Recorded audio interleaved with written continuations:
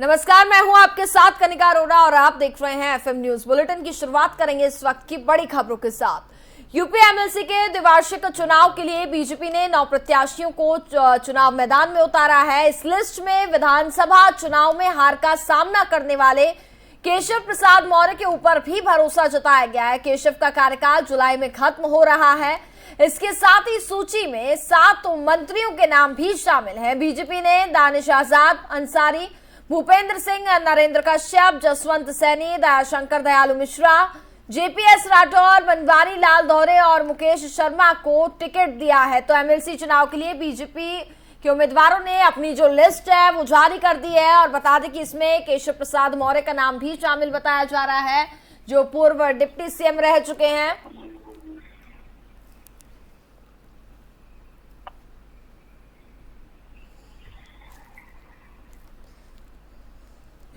तो फिलहाल एमएलसी चुनाव के लिए 9 प्रत्याशियों का नाम घोषित किया गया है, जिसमें केशव प्रसाद मौर्य डिप्टी सीएम जो हैं उनका नाम भी इसमें शामिल बताया जा रहा है। इसके साथ ही बात करें भूपेंद्र चौधरी, मंत्री यूपी सरकार, और जेपीएस राठौर का नाम भी इसमें शामिल है। दयाशंकर मिश्रा जी का नाम भी इसमें बताया जा रहा है। साथ ही नरेंद्र कश्यप का नाम भी इसमें शामिल है। जसवंत सैनी का नाम भी बताया जा रहा है। इसके साथ ही दानिश आजाद अंसारी का नाम भी इस लिस्ट में बताया जा रहा है। बनवारी लाल धौरे का नाम भी शामिल है। इसके साथ ही मुकेश वर्मा का नाम भी इसमें शामिल बताया जा रहा है। और इस खबर पर हमारे साथ ज्यादा बातचीत करेंगे हमारे संवाददाता नीरज श्रीवास्तव। नीरज, यूपी एमएलसी चुनाव को लेकर के बीजेपी ने उम्मीदवारों की लिस्ट जो है वो जारी कर दी है और सबसे ज्यादा प्रमुख नाम की अगर हम बात करें तो केशव प्रसाद मौर्य का नाम भी इसमें शामिल बताया जा रहा है।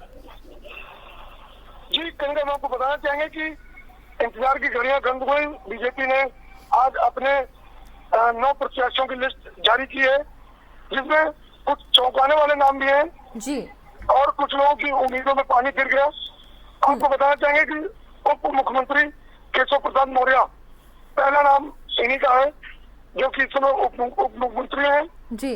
चौधरी भूपेंद्र सिंह, दयाशंकर मिश्र दयालु, जसवंत सैनी, जेपीएस राठौर जो कि इस समय मंत्रिमंडल में भी शामिल है, दानिश आजाद ये भी मंत्रिमंडल में शामिल है जी। नरेंद्र कश्यप, बनवारी लाल, और सबसे चौंकाने वाला नाम लखनऊ नगर अध्यक्ष मुकेश शर्मा का आज जारी हुआ है। तो कहीं न कहीं मुख्यमंत्री ने लोगों को जीत की बधाई भी दे दी लिस्ट जारी होने के बाद, क्योंकि बीजेपी के पास पूर्ण बहुमत है इन सभी लोगों को जिताने में। जी बिल्कुल। वहीं अगर एमएलसी चुनाव की अगर हम बात करें तो कितना ज्यादा मतलब इसमें हमें देखने को मिलेगा नतीजे जो है, जैसा कि बताया जा रहा है कि भारतीय जनता पार्टी भी तमाम दावे करती हुई नजर आ रही है कि पार्टी में चुनाव में पार्टी की जीत होगी, और वहीं दूसरी ओर विपक्ष जो है वो भी लगातार सरकार पे हमलावर है। देखिए, हम आपको बताना चाहेंगे कि विपक्ष समाजवादी पार्टी के 4 प्रत्याशी घोषित है और उनके पास उनको जिताने के लिए उनका बहुमत है। तो समाजवादी पार्टी के 4 प्रत्याशी लगभग जीत उनकी सुनिश्चित है। उसके बाद बीजेपी ने 9 घोषित किए, इनके बाद भी अपने 9 प्रत्याशियों को जिताने की बहुमत है। अब देखने वाली बात यह कि जो सीटें बच रही हैं उसमें बसपा और समाजवादी कितनी और सीटें निकाल सकती है। जी बिल्कुल बिल्कुल नीरज, बहुत बहुत शुक्रिया आपका तमाम जानकारी के लिए।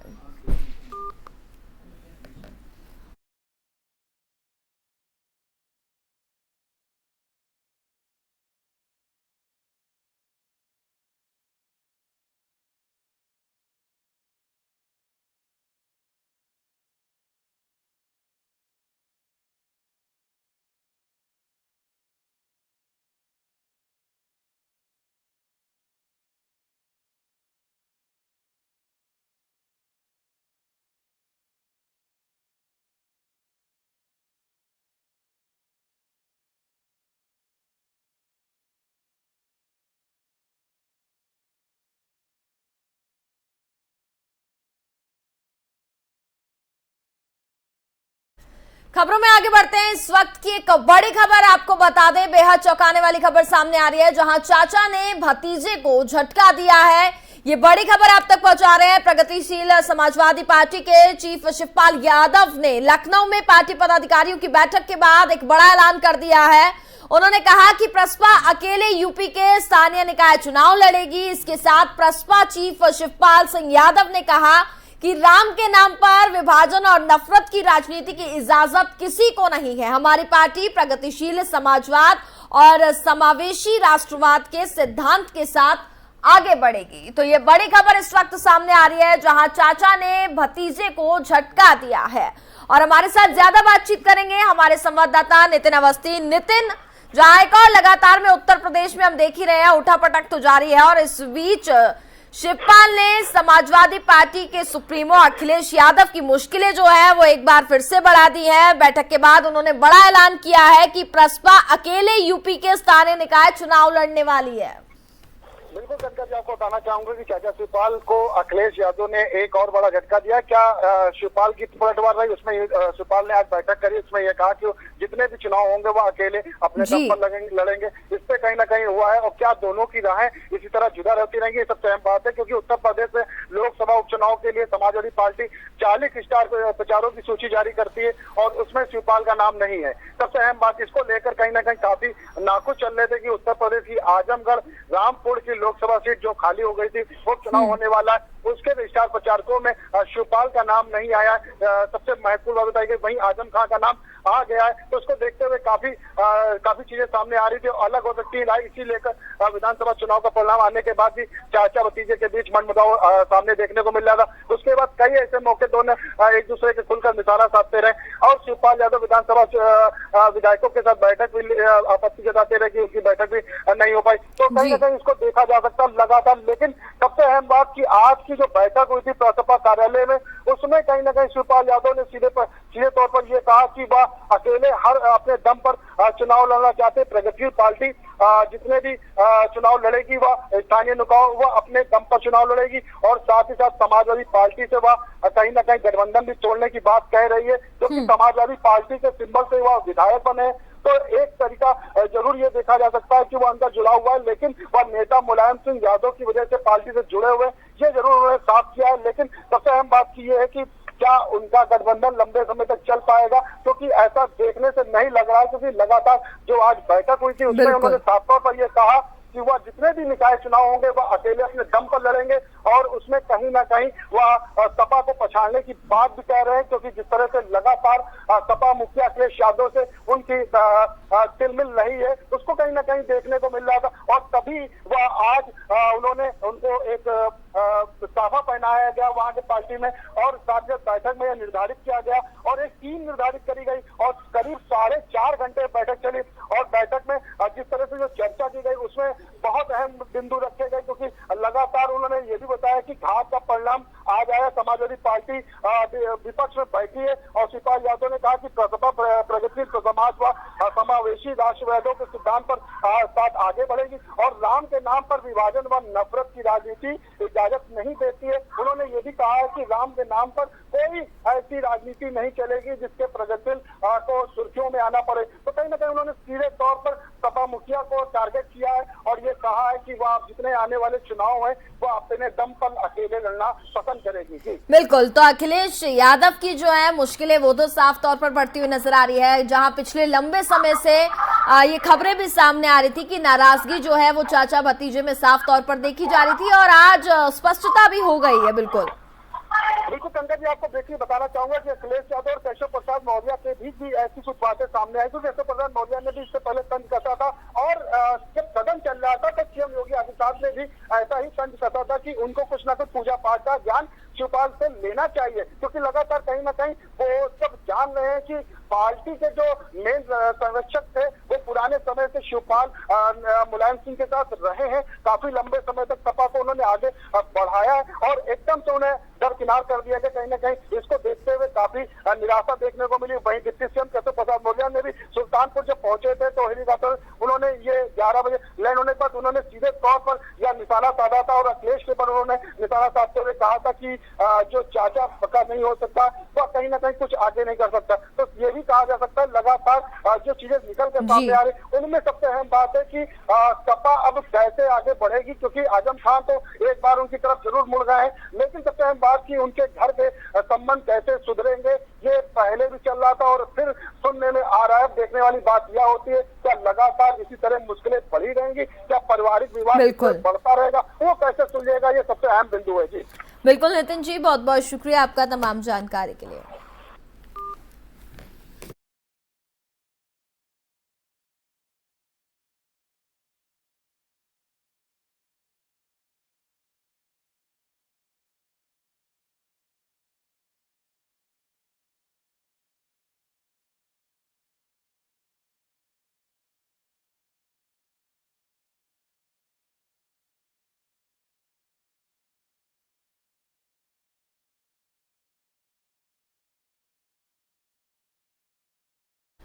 योगी आदित्यनाथ ने ट्वीट कर सभी उम्मीदवारों को बधाई दी है। मुख्यमंत्री ने कहा कि उत्तर प्रदेश विधान परिषद चुनाव 2022 हेतु भारतीय जनता पार्टी द्वारा घोषित सभी प्रत्याशियों को हार्दिक बधाई।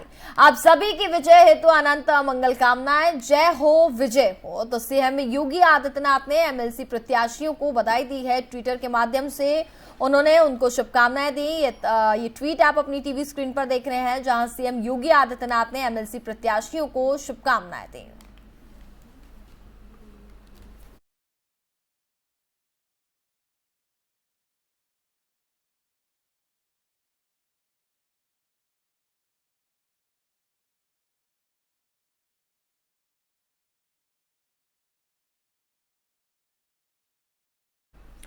मुख्यमंत्री योगी आदित्यनाथ ने बुधवार को शासन के वरिष्ठ अधिकारियों के साथ टीम 9 की बैठक कर दिशा निर्देश दिए। मुख्यमंत्री ने कहा कि मुख्य सचिव और पुलिस महानिदेशक ये सुनिश्चित करें कि जिलाधिकारी, पुलिस कप्तान जन समस्याओं के त्वरित और संतोषजनक समाधान करें। आम लोगों की समस्याओं का समय से निस्तारण हो। डीएम, एसपी, एसएसपी स्थानीय जनप्रतिनिधियों से संपर्क में बने रहे और मार्गदर्शन भी लेते रहे। उद्योग बंधु की बैठक नियमित अंतराल पर है। और वहीं सीएम योगी ने टीम 9 के अफसरों के साथ प्रदेश के अलग अलग मुद्दों पर भी चर्चा और निर्देश दिए। सीएम योगी ने अफसरों को निर्देश दिया है कि जनता को मंकी पॉक्स के लक्षण और उपचार के बारे में जागरूक किया जाए। इसके साथ ही संदिग्ध लक्षण वाले लोगों के रक्त की जांच कराने के भी सीएम योगी आदित्यनाथ ने निर्देश दिए।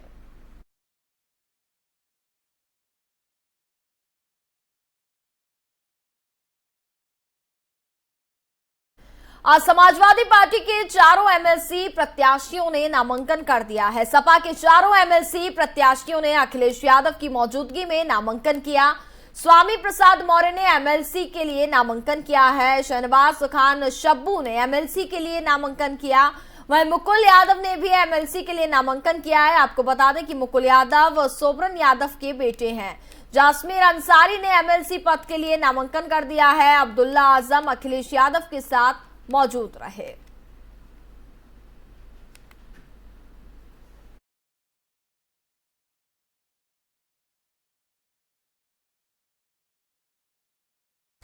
उप मुख्यमंत्री केशव प्रसाद मौर्य आज सुल्तानपुर पहुंचे। इस दौरान नगर के पुलिस लाइन में करीब 11 बजे उनका हेलीकॉप्टर लैंड हुआ।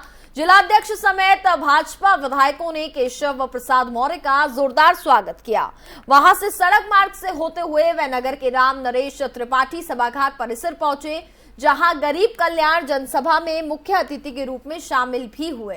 इसके बाद केशव प्रसाद मौर्य ने सरकार द्वारा चलाई जा रही विभिन्न योजनाओं के लाभार्थियों को योजनाओं का लाभ दिया। वहीं मंच से संबोधित करते हुए केशव प्रसाद मौर्य ने सरकार की उपलब्धियों को भी जनता के समक्ष रखा। कार्यक्रम के समाप्त होने के बाद डिप्टी सीएम केशव प्रसाद मौर्य ने मीडिया से बातचीत की। केशव प्रसाद मौर्य ने कहा कि सरकार में अवैध अतिक्रमण करने वालों पर कार्रवाई जो है वो लगातार जारी है और आगे भी जारी रहेगी।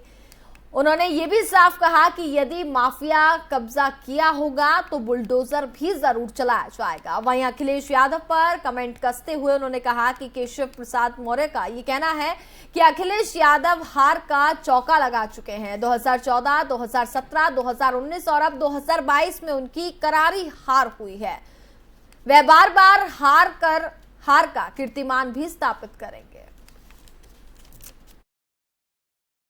जो कब्जे में होंगे, मैंने कहा वो खाली करेंगे। अवैध कब्जा, माफिया कब्जा किया होगा बुलडोजर चलाएंगे। गरीब किया होगा तो उनके लिए वैकल्पिक प्रबंध करके सब खाली कराएंगे। अखिलेश जी लगातार 2 बार हारने के बाद बड़ी तलखी दिखा रहे हैं। बड़ी तलखी दिखा रहे हैं।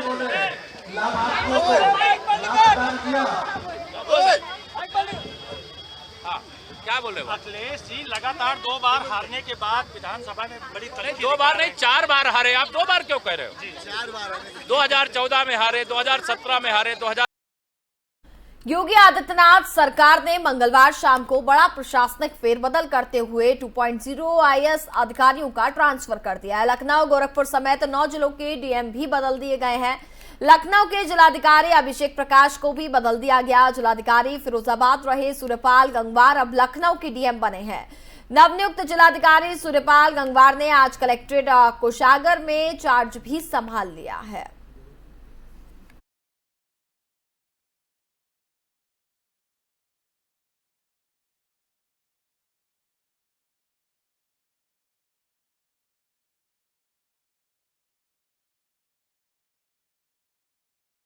प्रदेश वित्त एवं संसदीय कार्य मंत्री सुरेश कुमार खन्ना आज सुबह 9:30 बजे जिला अस्पताल और जिला महिला अस्पताल पहुंचे। उन्होंने मेडिकल वार्ड, SNCO और साथ ही MNCO और दवा काउंटर का भी निरीक्षण कर विभिन्न जानकारी हासिल की। इसके साथ ही अस्पताल में भर्ती मरीजों से भी सुविधाओं और उनका हालचाल जाना। जिला अस्पताल में गंदगी मिलने पर उन्होंने साफ सफाई के निर्देश भी दिए। निरीक्षण के बाद सुरेश कुमार खन्ना ने पत्रकारों को संबोधित किया। इस दौरान उन्होंने शासन को योजनाओं के बारे में भी बताया। इसके साथ ही शासन की योजनाओं के जिले में क्रियान्वयन पर भी संतोष जताया। तो बुलंदशहर से तस्वीरें आपको बता रहे हैं, जहां वित्त मंत्री सुरेश खन्ना अस्पताल का निरीक्षण करने पहुंचे। इस दौरान कई कमियां जो हैं वो भी उनको वहां पर देखने को मिली, जिसको लेकर के उन्होंने सख्त निर्देश भी दिए हैं। उनका साफ तौर पर यह कहना है कि गंदगी अस्पताल में ना रखी जाए, इसको लेकर के उन्होंने दिशा निर्देश भी जारी किए।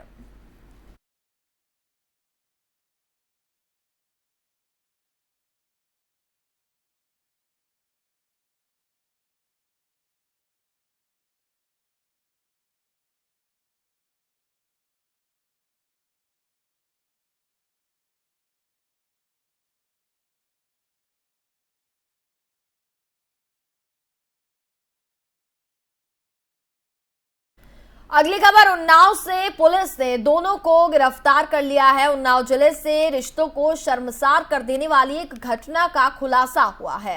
स्वाट टीम ने 48 घंटे में ही कर दिया है ये खुलासा। 2 दिन पहले दलित किशोरी का शव रेल पटरी के किनारे मिला था। किशोरी के शरीर पर 8 चोट के निशान और निजी अंगों में गहरे जख्म भी मिले थे। स्वाट टीम के खुलासे में दरिंदगी के बाद हत्या करने वाला कोई और नहीं, उस मासूम का पिता ही निकला।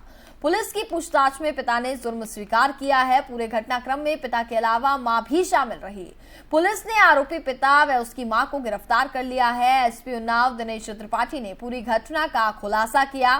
स्वाट टीम को 15,000 रुपए इनाम की घोषणा भी की गई है। पुलिस अधीक्षक ने बताया कि किशोरी का पिता, जो 3 महीने पहले गांव की एक विधवा महिला को भगा कर ले गया था, वापस लौटने पर किशोरी के पिता पर बलात्कार और बंधक बनाने का भी आरोप लगा था। और साथ ही पुलिस में तहरीर भी ये दी गई थी, जिसके बाद से किशोरी का पिता विधवा महिला व परिजनों को फंसाने के इरादे से पत्नी के साथ मिलकर खुद की 10 वर्षीय बेटी की हत्या की योजना बनाई और अपनी बेटी को रेलवे ट्रैक के पास ले जाकर के उसकी हत्या कर दी। मुकदमा इनका जो है 363 में दर्ज किया गया था, लेकिन जो 100 मिला तो 302, 201 धाराएं बढ़ा दी गई थी। अब आगे इसमें जो है जो भी धाराएं होगी वो धाराएं बढ़ाई जाएंगी। बच्चे से प्राइवेट पार्ट के पास इंजरी जो मिली है, क्या इसका ये मकसद था कि दूसरे पक्ष को दुष्कर्म में आरोपों में फंसाने? क्योंकि ये गांव की जो महिला को भगा के ले गया था, वो महिला इसके खिलाफ 376 का जो है वो आरोप लगा रही थी। तो ये उनके घर वालों को और इवन उनके दोनों भाइयों को भी वो 376 के मामले में फंसाना चाह रहा था, इसलिए उसने ये काम किया। चूँकि बच्ची को थोड़ा बीमार रहती थी और उसके बताते हैं उसके दौरे भी पड़ते थे, इस वजह से भी जो है ये लोग बच्ची से भी परेशान थे। इस पूरे घटनाक्रम में मां का क्या रोल रहा है और मां को किस तरीके से आरोपी बनाया? मां इस पूरे घटनाक्रम में मां को षड्यंत्र में शामिल थी। मां को पता था कि उसके पति द्वारा ये घटना की जाएगी, इसलिए मां का ये रोल है। सारे आरोपी गिरफ्तार हो चुके हैं? हाँ, सारे आरोपी गिरफ्तार हो गए। तो मां को भी गिरफ्तार किया गया? मां की भी गिरफ्तारी की जा रही है। प्राइवेट पार्ट में इंजरी, क्या पिता पर पॉस्को जैसी कोई कार्रवाई होगी? विवेचनात्मक कार्रवाई में जो भी धाराएं लगेंगी वो लगाई जाएंगी। इस संभावना से सर इनकार किया जा सकता है कि रेप हुआ? अभी तक इस संभावना से बिल्कुल इनकार किया जाता है कि रेप हुआ है। और इसी के साथ फिलहाल इस बुलेटिन में बस इतना ही। देखते रहिए FM न्यूज। नमस्कार।